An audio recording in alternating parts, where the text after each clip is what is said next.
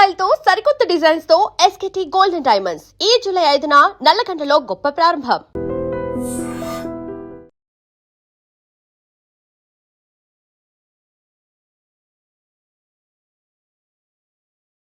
హైదరాబాద్ నిజామాబాద్లో ఏసీబీ సోదాలు. ఆదాయానికి మించినటువంటి ఆస్తుల కేసులో ఎక్సైజ్ సూపరింటెండెంట్ మల్లారెడ్డిపై ఏసీబీ కేసు నమోదు చేసింది. మల్లారెడ్డి నివాసంతో పాటు ఆయన బంధువులు సన్నిహితుల ఇళ్లలో కూడా ఏసీబీ అధికారులు సోదాలు చేస్తున్నారు. మొత్తం 10 చోట్ల, ఇటు హైదరాబాదు అలాగే నిజామాబాద్లో కలిపి మొత్తం 10 చోట్ల ఏకకాలంలో ఈరోజు తెల్లవారుజాము నుంచే ఏసీబీ దాడులు అనేవి కొనసాగుతున్నాయి.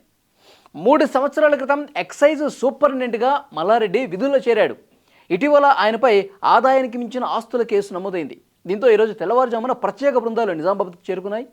అక్కడ ఎక్సైజ్ సూపరింటెండెంట్ కార్యాలయంలో తనిఖీలు చేపట్టారు. ఆఫీసుల్లో విధుల్లో ఉన్నటువంటి ఉద్యోగుల సిబ్బందిని కూడా విచారించారు. ప్రగతి నగర్లో మల్లారెడ్డి అద్దెకుంటున్నటువంటి ఇంట్లో కూడా సోదాలు నిర్వహించారు. తనిఖీల్లో బ్యాంకు లావాదేవీలకు సంబంధించిన పత్రాలు లభించినట్టుగా తెలుస్తోంది. ఈరోజు తెల్లవారుజామునే మొత్తం 10 చోట్ల నిజామాబాద్ ఎక్సైజ్ సూపరింటెండెంట్గా ఉన్నటువంటి మల్లారెడ్డి మీద ఆదాయానికి మించినటువంటి ఆస్తుల కేసు నమోదైనటువంటి నేపథ్యంలో ఈరోజు తెల్లవారుజామునే 10 బృందాలు ఇటు హైదరాబాదు మత్స్యబొల్లారంలో అలాగే నిజామాబాద్లో కూడా ఏకకాలంలో 10 బృందాలు దాడులు చేశాయి. ఆయన ఇళ్ళు, ఆఫీసులు అలాగే బంధువులు, ఫ్రెండ్స్ అన్ని ఇళ్లలో కూడా 10 బృందాలు దాడులు చేసి కొన్ని కీలకమైనటువంటి పత్రాలను కూడా స్వాధీనం చేసుకున్నట్టుగా తెలుస్తోంది. అంటే ఎప్పుడైతే సూపరింటెండెంట్గా ఆయన బాధ్యతలు చేపట్టాడో ఈ 3 సంవత్సరాల వ్యవధిలోనే కోట్లు కూడబెట్టినట్టుగా ఆయన మీద ఆరోపణలు వచ్చినాయి. సో ఏసీబీకి వచ్చినటువంటి ఇన్ఫర్మేషన్ ఆధారంగా ఈరోజు అన్ని చోట్ల తనిఖీలు చేశారు. కొన్ని కీలకమైన డాక్యుమెంట్స్ కూడా స్వాధీనం చేసుకున్నట్టు తెలుస్తోంది. అంటే భూములకు సంబంధించి అలాగే బంగారం కావచ్చు, ఇతరత్ర నగదుకు సంబంధించి కొన్ని కీలకమైన పత్రాలు కూడా లభించాయి. వాటి విలువే దాదాపు కోట్లు ఉంటుంది. అది ఎన్ని కోట్ల రూపాయలు వెనకేసుకున్నాడు, ఎంత మేరకు అవినీతి చేశాడు, ఇవన్నీ కూడా ఎక్కడ ఎవరి పేరు మీద బినామీలుగా పెట్టాడు, ఇవన్నీ కూడా మరికొద్ది సేపట్లోనే బయటకు వచ్చే అవకాశం అయితే కనిపిస్తుంది.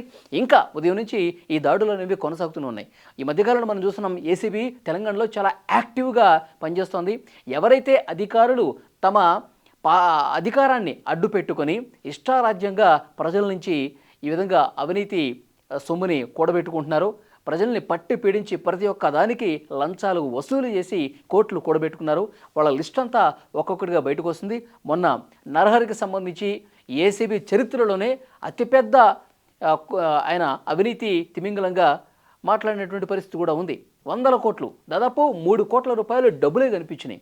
ఇంకా నగలు కావచ్చు, ఇంకా భూములకు సంబంధించినటువంటి పత్రాలు కావచ్చు, ఇంకా దానికి అదనం అనమాట.